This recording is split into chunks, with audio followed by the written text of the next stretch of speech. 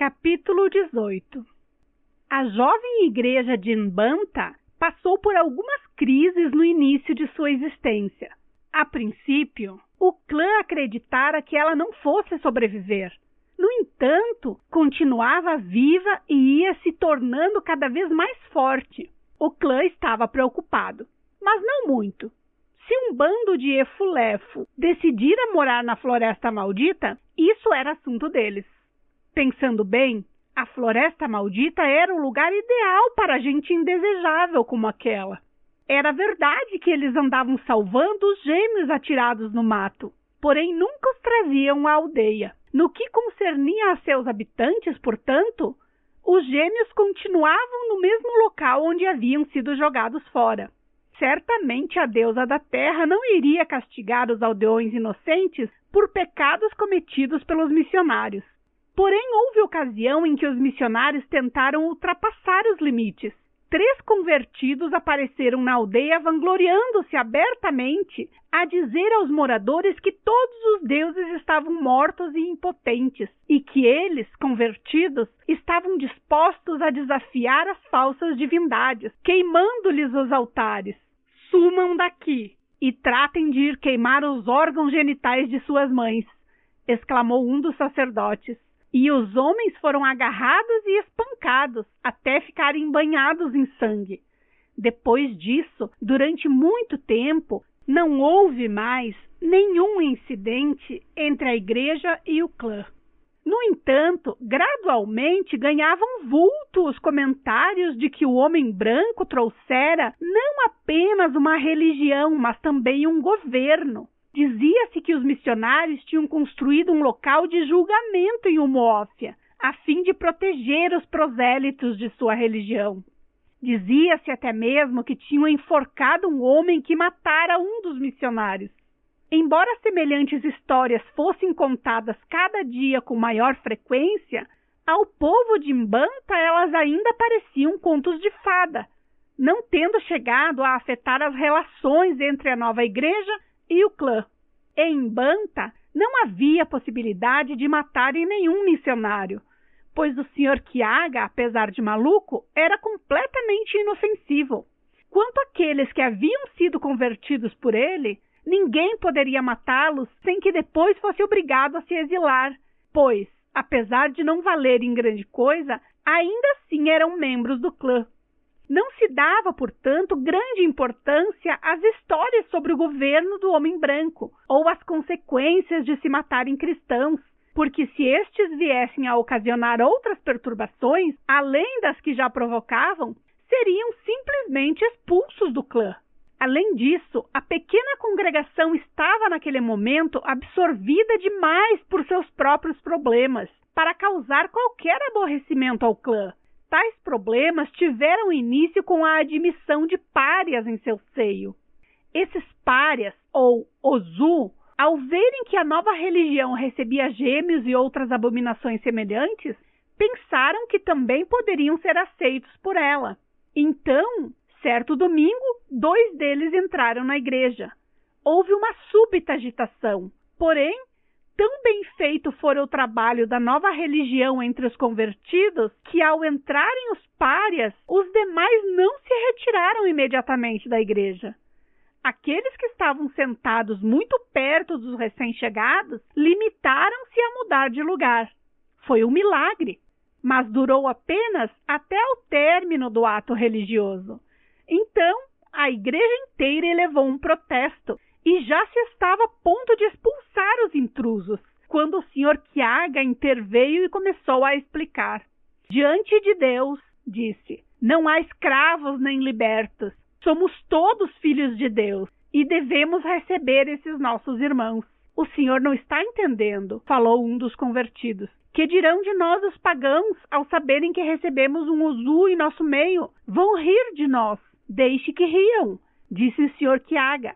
Deus há de rir-se deles no dia do julgamento, porque as nações se enfurecem e os povos imaginam coisas vãs. Aquele que se senta no reino dos céus haverá de rir deles. O Senhor escarnecerá deles. Mas é que o Senhor não entende, insistia o convertido. O senhor é nosso professor e pode nos ensinar coisas da nova crença. Porém, este é um assunto que nós conhecemos bem. E explicou o que era um Ozu. Um Ozu era uma pessoa dedicada a um Deus, uma coisa posta de lado, um tabu para sempre, assim como todos os filhos que viesse a ter. Jamais poderia se casar com um nascido livre. Na realidade, era um proscrito que vivia numa área especial da aldeia, próxima ao grande santuário.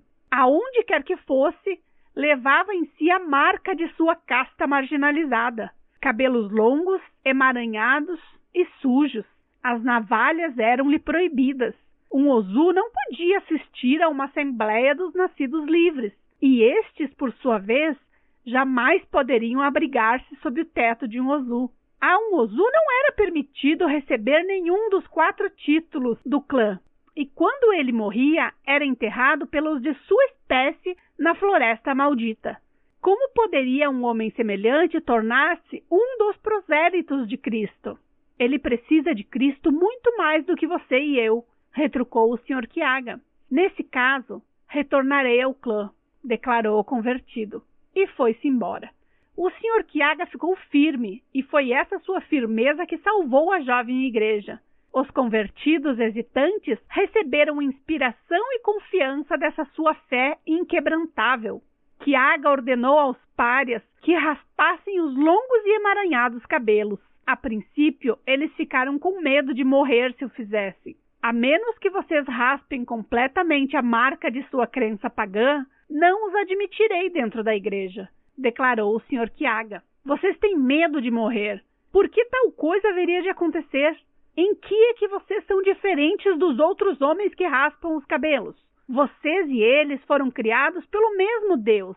No entanto, os outros os transformaram em párias, como se fossem leprosos. Isso é contra a vontade de Deus, que prometeu vida eterna a todos que acreditam no seu santo nome.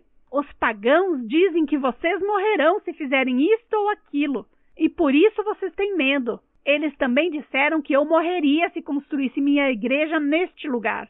Por acaso estou morto? Disseram que eu morreria se tomasse gêmeos a meu cuidado. E eu continuo vivo. O que os pagãos dizem são falsidades. Só a palavra do nosso Deus é verdadeira.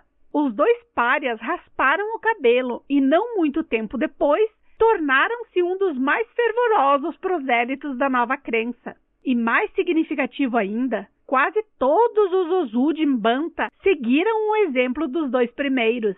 Na verdade, foi justamente por causa do excessivo zelo de um deles que a igreja teve um sério conflito com o clã 1 ano mais tarde, pois esse homem matou a jiboia sagrada, que é a emanação do deus da água. A jiboia era o animal mais venerado em Mbanta e em todos os clãs da redondeza. Dirigiam-se a ela chamando-a de nosso pai e permitiam que andasse por onde lhe aprouvesse, até mesmo na cama das pessoas. Comia os ratos da casa e algumas vezes chupava ovos de galinha. Se um membro do clã matasse uma jiboia acidentalmente, era obrigado a fazer sacrifícios expiatórios e a providenciar uma caríssima cerimônia de sepultamento, como só as oferecidas aos grandes homens. Não havia nenhuma espécie de punição prescrita para um homem que matasse a jiboia deliberadamente, pois ninguém jamais pensara que tal coisa pudesse acontecer. Talvez não tivesse mesmo acontecido. Foi com esse espírito que o clã, a princípio, considerou a questão, porque na realidade ninguém vira a coisa suceder. A história tinha surgido entre os próprios cristãos, mas fosse como fosse, os grandes e os anciãos de Mbanta reuniram-se em assembleia para decidir o que fazer. Muitos falaram longa e violentamente. O espírito da guerra baixara sobre eles. Oconco, que já começara a participar dos negócios da terra de sua mãe, declarou que, enquanto aquele bando abominável não fosse expulso da aldeia às chicotadas, não haveria paz. Mas muitos outros viam a situação sob um ângulo diferente, e foi a opinião deles que acabou prevalecendo. Não é nosso costume lutar por nossos deuses. afirmou um deles. Não devemos ter a presunção de fazê-lo neste momento. Se um homem matar a jiboia sagrada no segredo de sua cabana, a questão ficará entre ele e o Deus. Nós nada vimos. Se nos colocarmos entre o Deus e sua vítima, talvez venhamos a receber golpes destinados ao infrator. Quando um homem blasfema, o que fazemos? Tentamos tapar sua boca? Não. Metemos os dedos nos ouvidos para que não possamos escutá-lo. Essa é a atitude sábia. Não vamos raciocinar como covardes, disse o Conco. Se um homem entra na minha cabana e defeca no chão, o que é que eu faço? Fecho os olhos? Não. Pego uma vara e racho-lhe a cabeça. Assim é que um homem reage. Essa gente está diariamente derramando imundície em cima de nós. E o Queque ainda diz que devemos fazer de conta que não vemos. O Conco emitiu um som de profunda repugnância. Este era um clã de mulheres, pensou ele. Uma coisa dessas jamais aconteceria em Umuofia, terra de seu pai. O que o Conco disse é verdade, observou outro homem. Deveríamos tomar uma atitude, pelo menos condenar essa gente ao ostracismo. Quando tivermos feito isso, já não seremos responsáveis pelas abominações que praticarem. Todos os participantes da Assembleia falaram, e no final ficou decidido que os cristãos seriam condenados ao ostracismo. O Conco rangeu os dentes enojado.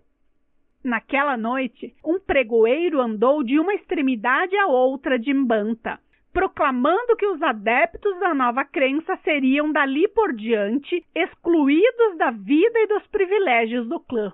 O número de cristãos havia crescido, constituindo agora uma pequena comunidade de homens, mulheres e crianças seguros de si e confiantes. O Sr. Brown, o missionário branco, visitava-os regularmente. Quando penso que faz apenas 8 meses que a semente foi lançada entre vós, declarou, fico maravilhado com o que o Senhor conseguiu realizar.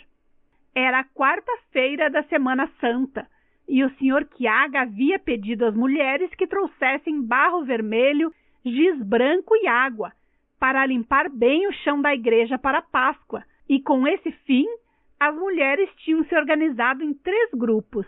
Saíram bem cedinho naquela manhã, algumas com potes na direção do córrego, outras com enxadas e cestas, a caminho do fosso de barro vermelho da aldeia, e as restantes rumo à pedreira de giz. O Sr. Quiaga estava na igreja rezando, quando ouviu a voz excitada das mulheres. Terminou suas preces e foi ver o que estava acontecendo. As mulheres tinham voltado à igreja com os potes d'água vazios. Disseram que uns rapazes as haviam expulsado do córrego, de chicote na mão. Pouco depois, as que tinham ido buscar barro vermelho regressavam, com os cestos vazios. Algumas tinham sido violentamente chicoteadas. As que foram à procura do giz também retornaram, contando história semelhante. O que significa tudo isso? Perguntou o Sr. Quiaga perplexo. A aldeia nos condenou ao ostracismo, respondeu uma das mulheres. O pregoeiro anunciou ontem à noite que isso tinha sido decidido. Mas não é nosso costume impedir o uso do córrego ou da pedreira. Outra mulher declarou. Eles querem nos arruinar. Já disseram que não nos permitirão entrar nos mercados. O Sr. Quiaga ia mandar alguém à aldeia para chamar os homens da congregação, quando os viu se aproximando. Evidentemente, todos tinham ouvido o pregoeiro, mas jamais na vida tinham ouvido dizer que uma mulher tivesse sido impedida de ir ao córrego. Venham conosco, disseram os homens às mulheres. Vamos todos juntos enfrentar aqueles covardes. Alguns empunhavam grandes varas e outros até mesmo facões. Mas o Sr. Quiaga os deteve. Antes de mais nada, queria saber por que haviam sido condenados ao ostracismo. Eles estão dizendo que o Collie matou a jiboia sagrada, disse um dos homens. É mentira, falou o outro. O próprio Collie me disse que era mentira. O Collie não estava presente para poder responder. Adoecera na noite anterior. Antes do dia clarear, estava morto. Sua morte demonstrava que os deuses ainda eram capazes de lutar suas próprias batalhas.